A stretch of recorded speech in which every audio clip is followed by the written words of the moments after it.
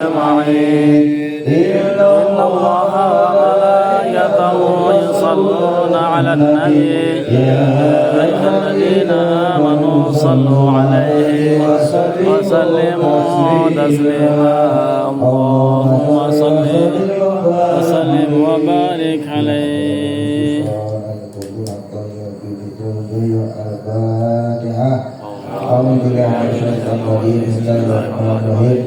Alhamdulillahirabbil alamin arrahmanirrahim maliki yaumiddin iyyaka na'budu wa iyyaka nasta'in ihdinas siratal mustaqim siratal ladzina an'amta 'alaihim ghairil maghdubi 'alaihim waladdallin. Amin ya rabbal alamin. Demikian kami mohon maaf. Assalamualaikum warahmatullahi wabarakatuh. Waalaikumsalam warahmatullahi wabarakatuh. Terima kasih kami yang telah membaca surat Yasin dan zikir. Baik, sebelum ditutup dengan doa, kita mohon kasih guru kita untuk menyampaikan tausiah kepada beliau kami bersilakan.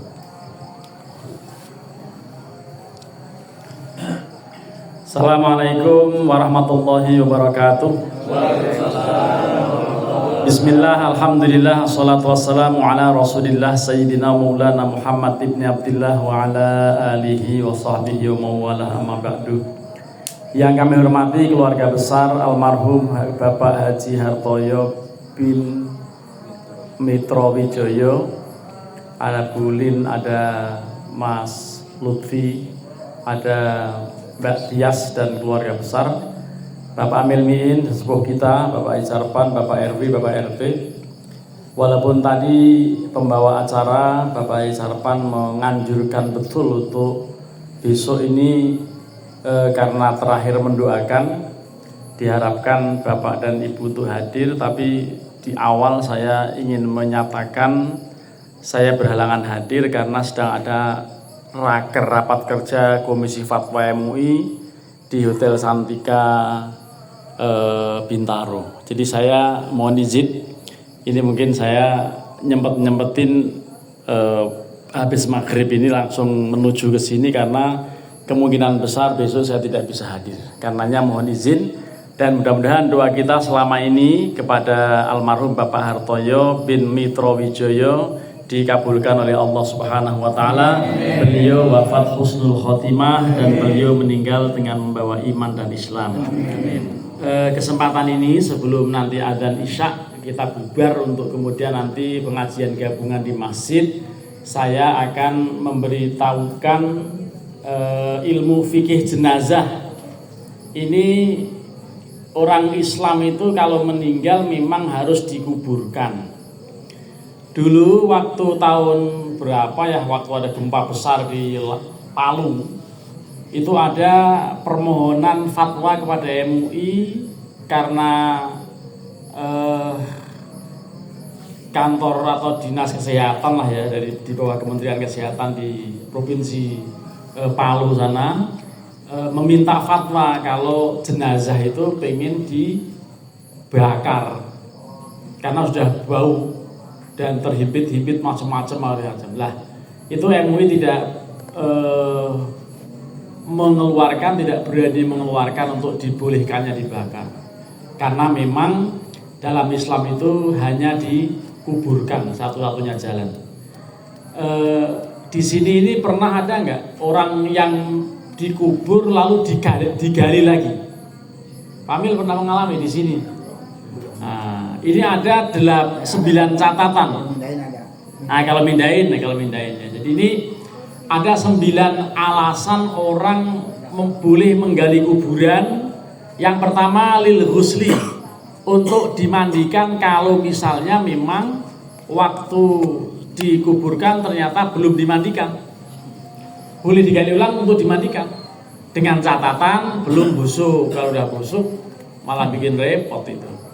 Yang kedua li taujihi al-qiblata, untuk menghadapkan kiblat.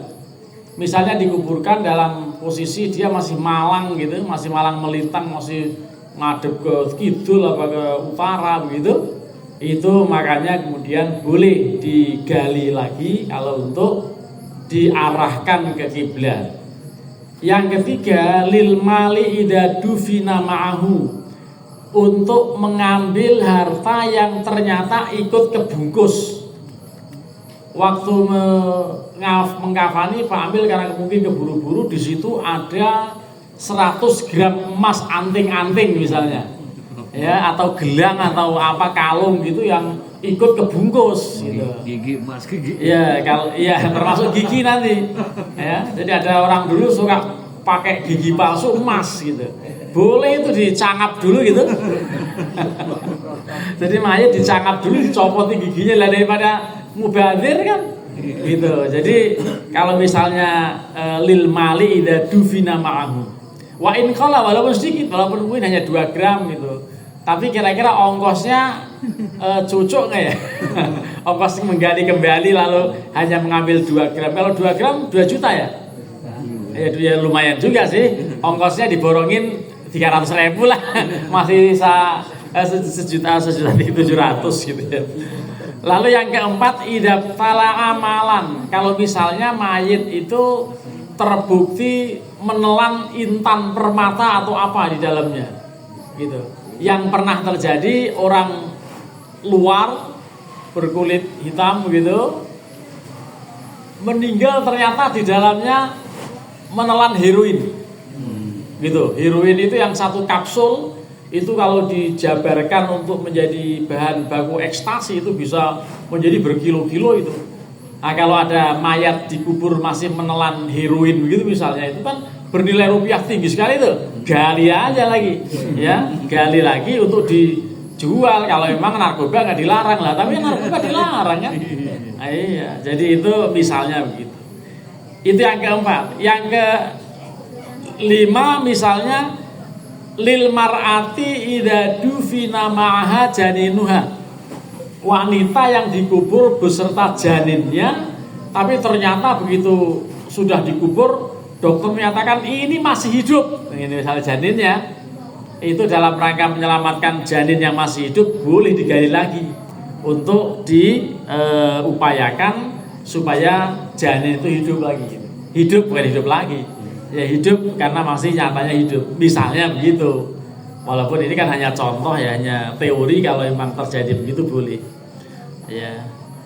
Kemudian alasan lain seseorang boleh digali kembali itu idza dufina fi ardin maghsubatin.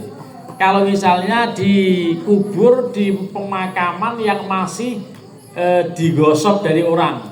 Jadi makamnya masih karena dirampas dari tanah apa gitu, kemudian mau dibikin seperti dulu kan waktu mau membangun kantor wali kota Jakarta Selatan, itu kan menggusur beberapa makam, termasuk makamnya keluarga Ayani kan. Iya, Adi Irma kalau nggak salah dikubur di situ. Nah itu, jadi itu boleh untuk dikubur dipindahkan gitu. Ini Pak Amil pernah kemudian diucapkan terima kasih oleh seorang nenek-nenek yang akhirnya digendong. Jadi beliau pernah gendong nenek-nenek karena dipindahin dari kawasan tanahnya Hijazab ke makam. Terus akhirnya neneknya itu malam-malam nemuin Pak Amil, minta gendong gitu. Wah, itu luar biasa itu. Ya, jadi itu memindahkan makam boleh seperti itu. Lalu yang ketujuh, idza dufina fi thawbin maghsubin. Kalau misalnya dikuburkannya itu pakai kain kafan yang ternyata punya orang, digosok. Orangnya nggak mau, pokoknya harus itu gitu. Wah, itu kalau misalnya orangnya marah, harus dikubur itu, diganti itu kain kafannya itu. Tapi keterlaluan juga kali ya. Masa sekedar kain kafan kemudian orangnya marah harus digali, itu keterlaluan kalau ada begitu. Tapi ini dibolehkannya menggali makam itu karena untuk itu. Lalu yang kedelapan, idza dufina kafirun fi ardil haram. Ketika ada orang non muslim dikuburkan di tanah, atau orang kafir ya, orang non muslim dikuburkan di tanah haram, itu maksudnya tanah di Makkah, di Ma'la misalnya ada orang non muslim, itu harus digali lagi, pindahin. Tidak boleh orang non muslim masuk di kawasan kota Makkah, termasuk dikuburkan di situ.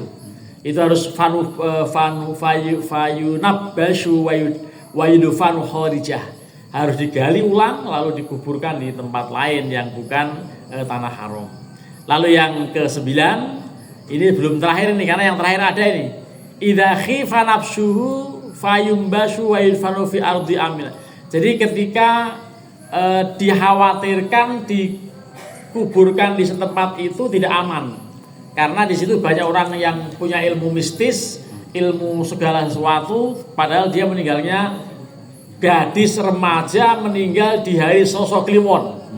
Wah, itu bisa digali itu untuk dicari kain kafannya untuk ilmu kenuragan kemusyrikan tertentu gitu. Kalau misalnya memang masyarakat masih punya gaya hidup begitu, harus dipindahkan itu di tempat aman supaya tidak digali. Yang terakhir, ini belum disebutkan di kitab ini, kalau memang untuk otopsi ulang, itu waktu Joshua di otopsi ulang kan ketahuan dalam BAP polisi dikatakan dia tembak menembak, tapi ternyata begitu diotopsi ulang ternyata pelurunya masuk dari belakang, dari tengkorak belakang tembus ke batang hidung depan.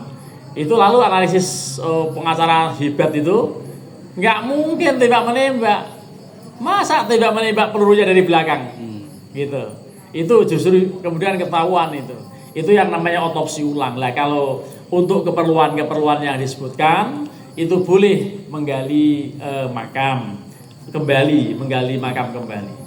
Cuman di sini katanya belum pernah ada kecuali yang satu tadi, menggalinya karena ingin dikumpulkan dan dipindahin di tempat yang bersama keluarga. Memang anjurannya kita pemakaman itu, komplek pemakaman satu keluarga dalam satu lokasi tertentu. Demikian yang untuk yang dimutasi Pak Yai, makanya kaki mutasi, dia makamin, dia kubur duluan kakinya, terus jasad baru meninggal, apa itu perlu disatukan lagi atau gimana? Iya, ini kebetulan ada contoh ya. Sekarang juga yang almarhum sekarang juga seperti itu Pak Yai. Tadi saya ada debat juga sama Pak Ustaz Awang, harus sekali lagi Pak, ya kalau memungkin, kalau tidak bau, kalau bau gimana dijadiin satu kan gitu. Jadi sempat juga Pak Yai. Ya, jadi terima kasih Pak RW menanyakan sesuatu yang habis diperdebatkan oleh Ustadz Awang dan Pak RW. Soal apa? Soal orang yang diamputasi. Ya, orang yang diamputasi kan dimakamkan dulu tuh. Mungkin bagian part tubuhnya itu apa kakinya, apa-apanya gitu. Mungkin bisa tangannya, kakinya. Apakah kemudian waktu dimakamkan itu yang sudah dikuburkan harus dijadiin satu? Ya, kalau bisa dilakukan itu. Waktu itu Pak Amil gitu ya, pernah ada orang yang iya begitu. Iya, makanya anjurannya memang betul. Anjurannya kalau bisa dijadiin satu. Ya, itu sebetulnya menolong malaikat petugas ini yang diperintahkan Allah, nanti kan disuruh membangkitkan. Padahal sih kalau nggak begitu juga Allah nggak susah buat Allah untuk memanggil kembali jadi satu begitu. Ya, seperti yang cerita Nabi Ibrahim memotong 4 ekor burung yang kemudian dicampur tulangnya, akhirnya dipanggil dia datang gitu, saling mencari pasangannya gitu ya. Atas dasar itu sebetulnya tidak dijadiin satu juga nggak apa-apa kalau susah. Tapi kalau nggak susah, misalnya ada tanda tertentu ini kakinya si fulan, nanti dalam rangka seandainya memang meninggal dalam waktu yang tidak lama atau menyusul itu bisa dijadiin satu, itu akan lebih bagus ya untuk dijadikan satu komponen tubuh atau part body gitu ya, part body yang sudah dikuburkan agar menjadi satu dengan jasad yang lain. Ini tadi ini maksudnya siapa Pak? Anaknya almarhum Pak Iding. Ya, dia amputasi baru kemarin. 3 hari yang lalu kakinya diamputasi. Siapa? Si Loli. Meninggal. Ya. Di rumah sakit. Loli yang terakhir ya? Iya, yang pernah. Jadi kakinya untuk di sono, badannya di sini. Digali. Mau udah paling kali, nggak ada yang mau ngangkat, karena mau ngangkat, kalau bau. Karena bau kayak itu. Kakinya? Iya, kan Ya, udah jadi 3 kan hari yang lalu. akhirnya dia ditaruh juga, digabung juga. Diangkat juga? Diangkat juga, dipindah juga, digabungin sama kaki yang satu lagi. Oh. Yang segini aja. Ya sebetulnya memang anjurannya begitu, tapi sudah dilakukan ya, sudah digali, dipindahkan walaupun ada sedikit trouble, artinya memang ya begitulah resikonya. Kalau belum lama, berarti belum lama selisihnya. buat 3 hari. Oh, kok saya nggak tahu ya ada orang meninggal, padahal saya harusnya kenal. Ya kan anaknya Pak Edi kan? Iya. Iya. Oh itu yang terakhir ya? Yang bontot ya. Oh gitu. Bukan. Yang motor masih ada. Oh. Yang bontot siapa sih? Nelly. Nelly. Iya, jadi memang jadi akhirnya sudah dijadiin satu. Masalahnya menguburkannya belum lama ya kakinya. Cetek namanya. Udah ketemu. Dan juga ada itu bocor juga ini pernah ngomong. Terus yang turun tangan siapa? Pak Amil juga? Iya, iya, emang begitulah. Baik, ya mudah-mudahan ini manfaat buat kita. Ya, ini ilmu fikih yang kaitan dengan ilmu fikih jenazah atau ilmu mengenai cara melaksanakan prosesi pemakaman. Mudah-mudahan ada manfaat. Lakal hamdulillah ya Rabbana ya Maulana ya Ma'bud. Allahumma salli wa sallim wa barik ala sayyidina Muhammadin fil awwalin wa fil akhirin. Wa sallim wa radiyallahu tabaraka wa ta'ala an kulli sahabati rasul